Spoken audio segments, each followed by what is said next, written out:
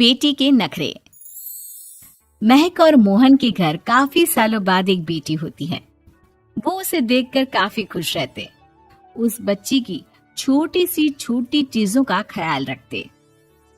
अरे महक बेटा, चाहे लड़का हो या लड़की, इतनी आजादी नहीं देते, बच्चा बिगड़ जाता है। आपको पता ही क्या है सासू माँ, चुप रहिए। हम दोनों कमाते ही क्यों हैं? इन बच्चों के लिए ना। देखिए तो कैसे प्यारे प्यारे पैरों से चल रही है, कितनी प्यारी लग रही है। अब मैं क्या इसके पैर काट कर बेड पर बिठा दूं इसे? अरे मैंने ऐसा तो नहीं कहा।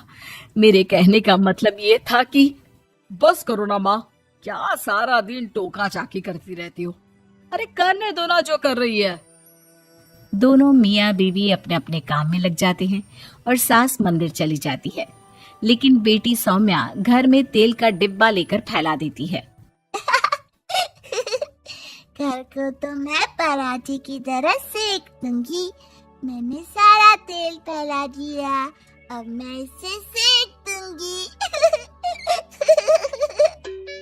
महक कमरे में आती है जहाँ सारे तरफ तेल ही तेल फैला हुआ होता है।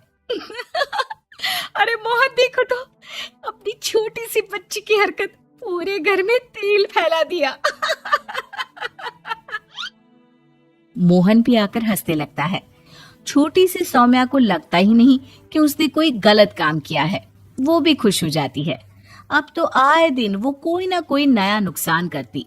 कभी टूथपेस्ट गिरा देती तो कभी डिटर्जेंट। हालत ये थी कि घर का राशन किसी किसी महीने तो 2 बार भरना पड़ता। रोज ये कोई ना कोई नुकसान करके खड़ी होती है। अरे तो क्या हो गया माँ जी, बच्ची है, बच्चों वाले काम ही करेगी ना। आप बिना पता नहीं क्यों उसी के पीछे पड़ी होती हैं। धीरे धीरे सौम्या बड़ी होती है। एक दिन, माँ देखो दरवाजा खोलो, वो ऑनलाइन मैंने जीन्स मंगवाई थी, वो आई होगी। 3,000 दे देना और पैकेट ले लेना। 3,000? ऐसे कैसे जीन्स है बेटा, ये तो बहुत बड़ा अमाउंट है। माँ फालतू बात थोड़ा कम ही किया करो और जल्दी जाओ, वरना समझ लो खाना नहीं खाऊंगी मैं आज सारा दिन। सास वहीं खड़ी सब देख रही थी, लेकिन अब तो उन्होंने भी बोलना छोड़ दिया था। अब तो आए दिन सौम्या के खर्चे बढ़ते ही जा रहे थे। कभी महंगी ड्रेस तो कभी दोस्तों के साथ पार्टी। पैसे दे दो तो ठीक, ना दो तो घर में कलेश। ये सब तुम्हारे ही कारण हुआ है। देख रही हो कैसी हरकतें हो रही है इसकी। रात के 8 बज गए हैं लेकिन महारानी जी घर पर है ही नहीं। तभी सौम्या पड़ोस के लड़के के साथ वहां आती है। ओके बाय रोहन, कल फिर मिलेंगे, लव यू। ये क्या हरकत है सौम्या, आज तो तुमने हद ही पार कर दी। पापा कब से परेशान है। और ये लड़का कौन है? तभी पास खड़ी सास बोलती है, देखो महक, आज तक मैंने कहा नहीं था लेकिन मैं आज कहूंगी, क्योंकि ये मेरे घर का मामला है।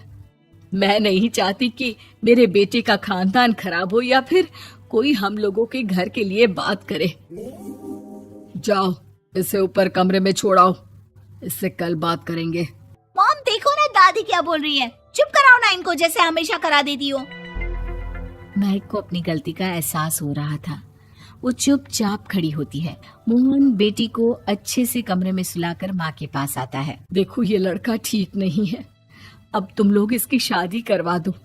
ससुराल वाले अपने आप देख लेंगे। शादी के बाद जिम्मेदारी पड़ेगी तो सब ठीक हो जाएगा। शादी अभी तो 25 की है ये। तो क्या 50 तक बैठाओगी? नहीं नहीं, ठीक कह रही है माँ, इसके लिए जल्दी से कोई लड़का देखता हूँ। अगले रोज सौम्या खाने के टेबल पर, मैं आप लोगों को बता देती हूँ, मैं रोहन से प्यार करती हूँ और उसी से शादी करूंगी। रोहन? वही ना सक्सेना का लड़का, वो सक्सेना जो पिछले महीने ही जेल से छूट कर आया है। वो जेल नहीं, काम के सिलसिले में अमेरिका गए थे। अच्छा, सक्सेना अमेरिका गया था तो क्या पैसा वैसा कमा कर नहीं आया? ये देख रही है ब्लाउज, उसकी बीवी ने सिला था मेरा। पैसे की कमी का रोना रो रही थी, पति को कोस रही थी कि जुआ खेलते पुलिस ने पकड़ा और लगी लगाई नौकरी भी छूट गई। दादी कुछ भी मत बोलो। मॉम, दादी को चुप कराओ ना। दादी जो बोल रही है ठीक बोल रही है। तेरे पापा ने तुझे देखने के लिए लड़के वालों को कल बुलाया है, समझी? अगली रोज लड़के वाले सौम्या को देखने आते हैं और उसकी शादी मयंक से हो जाती है। शादी के बाद सौम्या मायके आती है। वाह माँ, कितनी अच्छी शादी कराई है आप लोगों ने मेरी। लेकिन मुझे कुछ दिन और यहाँ रहना है। अरे बेटी, ये तेरा ही तो घर है, जितनी मर्जी रह। और क्या, दामाद जी कैसे हैं? अरे वो मयंक नहीं आया, कल शादी, आज तू अकेले, सब ठीक तो है ना? महक एक बार फिर सास पर चढ़ बैठती है। अब बस करिए ना माँ जी, अब तो ज्यादा ही हो रहा है। माना आपकी कुछ बातें मैंने नहीं मानी, लेकिन अब ये मेरी बेटी मायके आई है तो क्या उसका मतलब यही कि वो लड़कर आई है? हाँ पीना। सौम्या दादी की तरफ देखकर मुस्कुरा देती है, जैसे उन्हें चिढ़ा रही हो।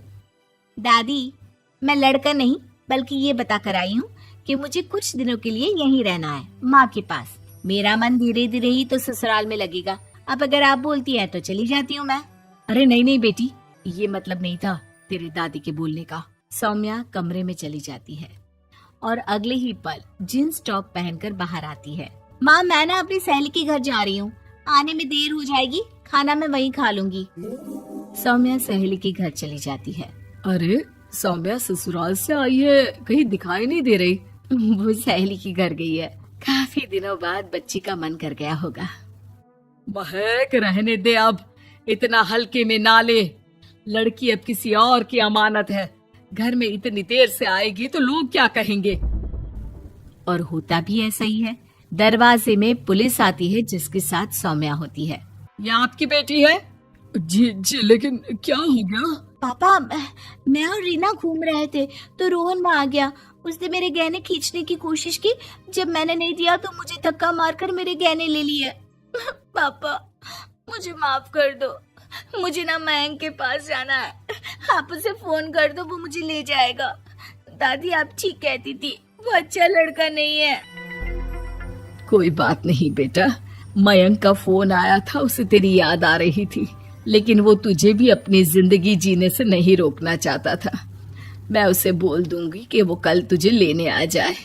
अगले दिन, चलो सौम्या, मैंने आज रात की फिल्म की टिकट और 5 स्टार होटल में खाने के लिए टेबल बुक कर दी है।